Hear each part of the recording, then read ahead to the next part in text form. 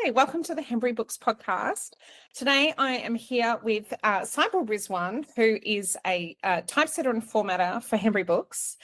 Cyble helps authors bring their books to life, from formatting pages that shine and crafting buzzworthy marketing strategy to building brands that readers can't forget. She approaches every project like it's personal because for her clients, it is. Thanks a lot for coming on the podcast, Cyble. Thank you for having me. It's been really great to work with you these past few months. The pleasure is mine. Yeah, we work well together as a team. It's really nice. Agree. Yeah, no, it's really fun. And we work in a really feel-good industry, don't we? Making beautiful books for people to make them happy. Definitely. Yeah. I invited you on the podcast in part because I would like to learn more about formatting. When I self-published my books, I used Vellum, as you know, which is amazing, but it's really limited. It doesn't do, all the special features that you are able to do. And that's why it's been great to be able to offer those things to authors. So I've got lots of questions for you, because I think also other indie authors would love to know more about book formatting. So could you just start by telling us, what exactly is book formatting, and does it mean the same thing as typesetting? All right. So book formatting is the stage that arrives when your manuscript has been edited, and it involves steps to bring it into a publishing ready state. Typesetting is more of a subset of book formatting. So, everything that's included in fine-tuning the design elements, the interior layout of the book, that all of that is included in typesetting. And then book formatting is a broader aspect of it all.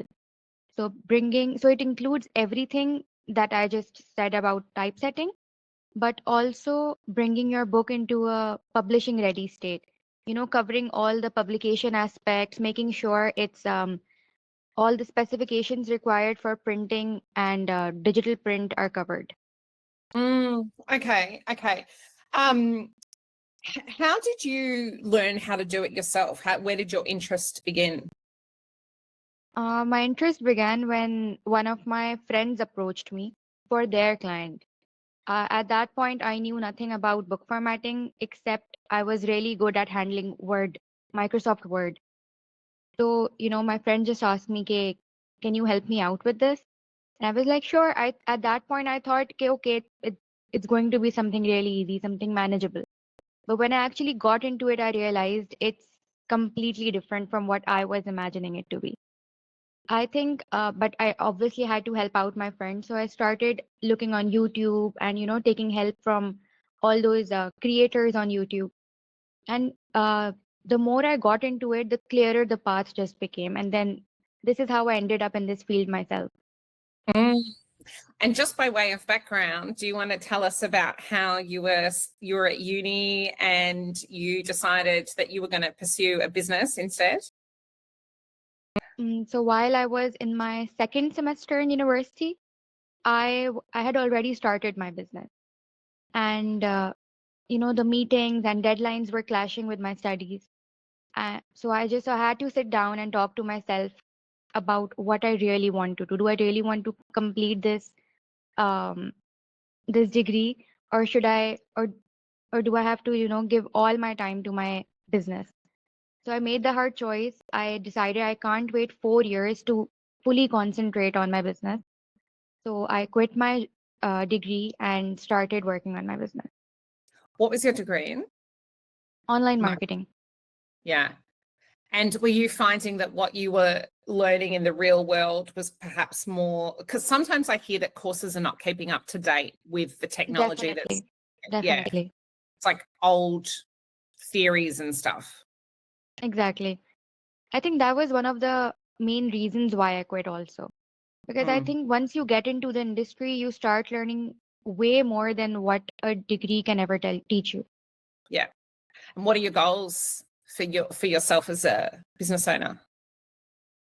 Currently, my goals are to expand my client base and to just give it my all. Because I think when it comes to books, people take years and months to, write their book. So obviously they want the finished product to be as beautiful and as eye-catching as it can be. I Yeah. think I really grasp onto that feeling, and that's what motivates me to to work on books when I get a project. Mm, And so yeah, so that's my goal really, to just help clients bring their visions to life and mm. expand my client base this year. Amazing, amazing. Um, it's been really good working with you. We have some books that are still about to be published, but this is one that has been published, that was published on the 23rd of December, with over 200 colour photographs and a larger size, full colour, and you did an amazing job. Can you please, with all different kinds of interior layout, can you please tell viewers about what was involved in this book, particularly One Life Is Not Enough by Autumn McLean? I guess this book was my most complex project to date. And it's not even because it had over 250 images, all of them accompanied with their own captions. But the real problem arrived when I was converting the book into an EPUB format, for ebooks. You see, ebooks, the file used for ebooks is called an EPUB, and Yep. EPUBs are free flowing. So when you have a picture and then you have a caption underneath it, when you convert it into an EPUB file, your picture will appear on one page and the caption on another. So that was the Mm. main problem I was facing, and I was almost ready to convince you to let's just drop Not, captions. yeah, yeah. Yeah. But then I just had one of those light bulb moments and I realized I can embed those captions in the pictures themselves. So that's what I did for the ebook. And I didn't, and I think it just, when I'm really stuck in situations like these, my problem solving instincts just, you know, come to the rescue, Yeah. and I can It's always find a solution. you can. That's why it's great working with you, because you have tenacity and you'll say, let me come back to you, Jess, and then you'll come back with the solution. And then if that solution, if it hasn't worked, because a lot of these problems, they're unique, like they seem to arise. There's just so many different components in this stuff. Yeah. So then you try plan B or plan C, and we have always got it done. So yeah, so that's Yeah. really good, because I think some people would say it's too hard, I just can't make this an ebook or something. Because making how does that occur? Like when you're working on it, you have created a paperback. What goes into making an ebook? Okay. So when I'm formatting, I format the entire manuscript, the margins and everything. And then I create two files of the same doc. So then one of the doc is, I name it the print version, and the other doc I name it the ebook version. Yeah. So for the print version, I add headers and footers, table of contents, page numbers. All of these things are not a part of the ebook. Mm. And then for the ebook, my main focus is to first convert the already formatted manuscript into an EPUB file. Then I go on Kindle Previewer, check if everything's appearing appropriately. If it's not, I have to get back on the doc file, then edit things accordingly, and it's just a back and forth thing to make sure the final product is as the client would like it to be. Because it's complex. Because a Kindle is a completely different size from this. So what fits on Definitely. one page is just, it's not like a copy paste and save Exactly. situation. Also, because clients have this option that they can alter the fonts, they can alter the margins in an ebook. Yeah. So it doesn't really matter. So you can't be sure what will appear on one page and then what will appear on another for each client, for each reader. Yeah. Um, has technology changed the way typesetting is done? And also, what are the common programs that are used? Technology has definitely made typesetting faster and more accessible. You have software that have pre-designed templates in them, in their style guides accompanied with each software to simplify the process. I think the most popular typesetting softwares today are Adobe InDesign, then Mm-hmm. there's Microsoft Word, the OG, and Vellum, like you said. Yep. The thing about Vellum is that it will create a formatted book for you. So you don't have to, you only have to decide on the specifications, and then it will do all the rest of the work. But Mm. if you want more customization, if you have this vision in mind that you want for your book, then Vellum won't really be able to do that. So for Okay. that, I would recommend Adobe InDesign or or Microsoft Word. I use Microsoft Word. Yeah. Wow, to do all the formatting. I didn't even know that it was Yes. possible to use it for that. Is that like a specific sub function of Microsoft Word or? No, it's not a sub function. It's like you can use it. This is one of the purposes you can use it for. Yeah, I never knew. Because InDesign is insanely hard to learn how to use, is it not? Definitely, definitely. I tried meddling with it, but it Yeah, was way above my radar. I think yeah. InDesign is a great tool if you're using it for formatting magazines and Newspapers. books of Yeah, that such. Exactly, exactly. but not so much books. Okay. Now, what happens when typesetting is not done correctly? What can a book end up looking like? I think without typesetting, you have a raw manuscript in hand. And the thing about a raw manuscript is when your author is writing the story, or when the editor is adding those final touches, they don't really care at that point what it's going to look like to the reader. All they Mm, really care about is making that story more compelling, more gripping. And so it doesn't really matter to them if one chapter is starting right at the second line of the first chapter. And they don't really care if the chapter headings or special elements like diary entries, journals, all of them look alike. mm, These things don't really matter to them at that point. But of mm, course, to your reader, these things make a huge difference. So I think without formatting, these errors would be really visible. mm. So simply put, typesetting saves your manuscript from looking like a complete mess, and make sure you have an aesthetically pleasing book that that your readers can read and that truly makes your story shine. Yeah, absolutely. Have you ever seen books like with your expert eye? Do you sort of pick up a book and say, oh dear, what have they been thinking? Yes, definitely.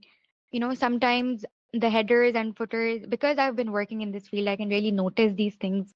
Uh, the headers and footers are not aligned perfectly. Then there's also paragraphing mistakes that I really pick up on quickly. Mm. And then That's why, the reader gets annoyed and it distracts them from exactly, exactly. it. Yeah. Sometimes authors think that it doesn't really make that much of a difference. But when your reader is, immersed in that book and, they're going line by line on everything, these errors can really look really big to your reader. Yeah. And just turn them off. And it can cause them to stop reading, which is the Definitely, worst possible thing that can happen. Um, definitely. yeah, it has to be done right. Um, Can a self-published author, though, do their own book formatting if they have a bit of graphic design knowledge or something? Would you recommend it? Absolutely. I think you have YouTube that has a treasure trove of resources.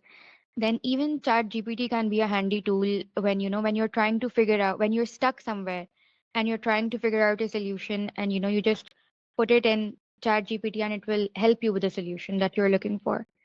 I think for self-published authors, you just have to choose a software that that sticks with you, that aligns with your needs, Mm. and then just it's a forward and backward process between the software, then YouTube, and search for tutorials on the web. And once you start formatting, your road forward will just become clear.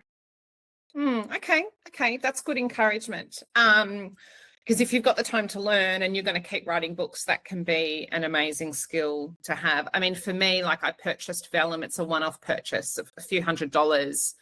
US dollars, but then you have it for life. So the more books you write, the better value it becomes. But at Hembury Books, I think that formatting, we try to make our books like simple but elegant. Do you think sometimes like there can be too much formatting in a book? There's like shaded bits and text box and double columns, and there's just a lot going on the page. Like for me as a reader, I'm like, I just want the words. Do you know what I mean? I want everything to be beautiful, but you can do too much book formatting, don't you think? I agree. That definitely happens and can be really overwhelming for the reader when you have text boxes and then you have fancy chapter headings and then you have lines and quotes Like, and where do you everything look? on one page. Exactly. I think design elements are great at, adding that aesthetic element to your book, but only when done in moderation. Yeah. There's a balance to be struck, I think. Definitely. Now, if we have some clients who are interested in children's books, writing their children's books and publishing them with us, which is really cool. What is involved with a children's picture book from a formatting point of view? Is that quite complex as well? Because there's so much imagery. Definitely. I think in a children's book, the focus is mainly on illustrations. So illustrations take center stage, everything from page size and orientation to text placement and layout design, everything depends on your illustration. So other than that, everything is more or less the same. So you might have fewer pages, but there's a lot that goes into the layout of each page. Yes. And there is no text in a book, the text just flows right from one page to another. In a children's book, you have illustrations and then you can't really put the text as you would like it to be. So then you have to add a text box and, select the placement, because sometimes if this is a page, then sometimes children's book have their text here, or here. So you need a text box for those, text details that you would like to add. Yeah, because yesterday I sent you some design inspiration from a prospective client, Bromlin, and it had like the text and then across a double page, like a cool Exactly, yes. illustration running through and then more text. And I was like, wow, how does a person do that? And so you do that with text box, do you? Yes. For illustrations, you can either create a page illustration or a spread illustration. A spread illustration, like you said, spreads across 2 pages, and a page illustration just appears on one. And then if you want those illustrations to be accompanied by text, then you add text box in the place you would like them to be and just fill them with the details that you'd like them to be. Yeah, really cool. Okay, if I give you some terms, can you provide a definition of them? Definitely. I think I can. One of the weird ones is bleed. What does bleed mean? Weirdly enough, I have never really encountered bleed as a formatting term. Even when I'm formatting and I'm making sure all the specifications are right, I've never really used bleed in any of them. Well, funny you say that, because in the Amazon, when I'm uploading the books, I always just put no bleed.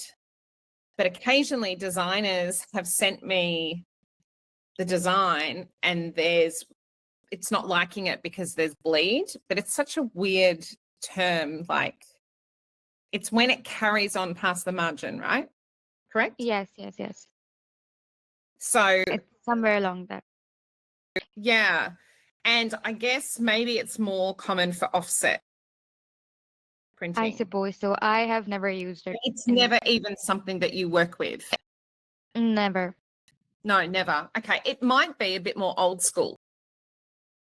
Perhaps. Yeah.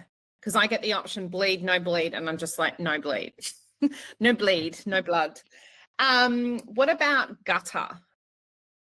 All right. So gutter is the extra space that is added to the side of the page. The one that gets binded in between. That's the gutter. Yeah. So I think the main reason why it matters is because it prevents text and images from being swallowed up in the binding. So the gutter is really important. It's important that you have a wide gutter so that your text doesn't get swallowed up in the binding. Interesting. Okay.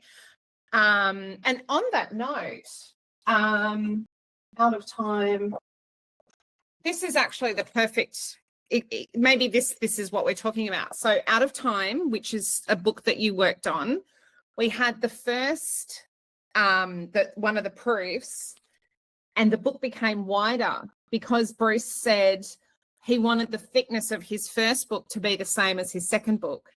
And I find it so interesting that this is an identical book, identical number of words, but look at this difference in the thickness of the spine. Can you explain to viewers how that comes about?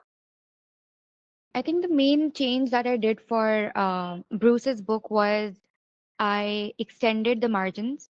So when you extend the margins are basically the space around the text, the white space around the text. So for starters, I started with a 0.5-inch margin. So that meant that text would be spread out on the page, this text would be wider on the page.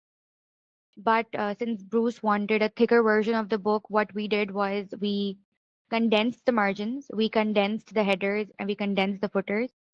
And by increasing those sizes, the text size of the page got condensed, and so you had more pages added to the book. Yes, it significantly impacted the number of pages. So in theory, an author who's written, quite a short book, 30,000 words, but they want their book to have the thud factor, can still, and not look like a brochure. No one wants their book to look like a brochure. They can adjust the margins, right? Yes, definitely. Okay, that's good to know. What about on fonts? When you're doing a paperback, because I sort of, when I pick up books, to me, all the fonts are basically a Times New Roman type look. You don't see much variation with the text body fonts. Is that correct? I think for ebooks, that's correct. But for print, I try to go with the vibe of the book. I have this whole list of fonts in my notebook, and then I just try to go with the vibe of the book. If it's a historical account, like Roy's book, that's a historical book. So I chose a font that would be suitable for it. Then for Kate's book, it was a completely different font, and yes.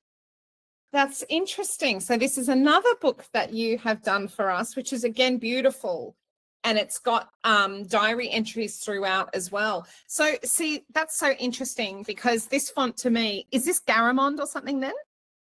Something like that? I think, no. This is, I think, Playfair. Playfair, which is a lot of people's favorite. Interesting. Yeah. So almost to the naked eye, I don't think when formatting is done really well, a lot of it is absorbed subconsciously by the reader. Definitely, yes. Okay, that's really interesting. Are there any other terms that we should be aware of about book formatting that an indie author might have to think about when they are working out how to publish their book? You have headers and then you have footers. Both are spaces above the page and spaces below the page. So the headers are mainly used to carry the book name or the author name, and footers are used for page numbers, etc. And you can change the alignment of both your header and your footer. If you want your author's name or your book name to appear at the center, then you can have it at the center. If you want it right aligned, if you want it left aligned, it depends on you. Same is the case for footers or page numbers, as you'd like to call them. You can align them your way. You can change your font. You can change the size of these, and whatever meets your vision. Then you also have drop caps, which is the first letter at the beginning of each chapter. The one that's really big, yeah, that's called a drop cap. It's just another of those design elements that really grabs your reader's eye. What do you like when it comes to what are some of the different options with for drop caps? Yeah. All right. So you have a drop cap that's The one that I use is the dropped one. The name is dropped, so it's dropped within the text. If Mm. you'd notice in the book that you have, if you open it, you'll be able to see it. It's dropped within the text. Yep. So Yeah, then you like this. exactly. Yep. Yeah, Or you you can. can start the chapter with like the first three words are in capitals. Is that also called drop caps or is that called something else? That would not be a drop cap. That would just be your own design preference. Your own. Okay. Okay. Yeah. But you like the drop caps. I love the drop caps. Yes, What do you love about book formatting? Do you love books? I do love books. I've always loved books, especially from a young age. I've been reading and reading and reading. But I think about book formatting, it's more about the fact that each project brings something new to the table. Mm, As someone who doesn't like routine, mm, that's like the biggest star point for me, in my job. yeah. Every author has a unique vision, every author has this unique inspiration for their book, and working on that is the most exciting part of my job. Yeah, that's wonderful. I love it too because every book is unique, like not just the content, but also the look of Definitely. it. It's Hmm. no two books are even similar, really. It's so, and nor should they be. So it's really creative, isn't it? It's really technical, but it's really creative. Yes, Um, what is it like living in Karachi in Pakistan? Is that where you grew up? that it is where I've grown up. I think in Karachi it's basically chaotic, Yeah. but then it's also the place I call home. And I wouldn't choose any other place over it. And not just because I have family here, but also because of these streets. Like these are the streets I grew up in. This is the Mm. food I've been eating ever since I was a kid. So yes, it is chaotic, but it's definitely home. What's the population of Karachi? I'm not sure about that, but it's Is definitely a it, lot. yeah, it's a mega. Is it the largest city in Pakistan by population? It might be. By population, yes. Yeah, I remember I've read a book about Karachi because it's kind of on my bucket list because I went to Pakistan, I think I told you like 20 years ago, 15 years ago, Yeah. and I really wanted to go because you hear about Karachi all the time in the news, like it's like a global city and stuff.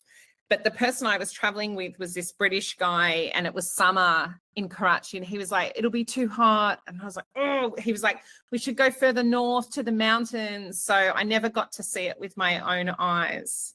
But there's lots of shopping malls and like lots of skyscrapers and stuff. That's how I imagine it.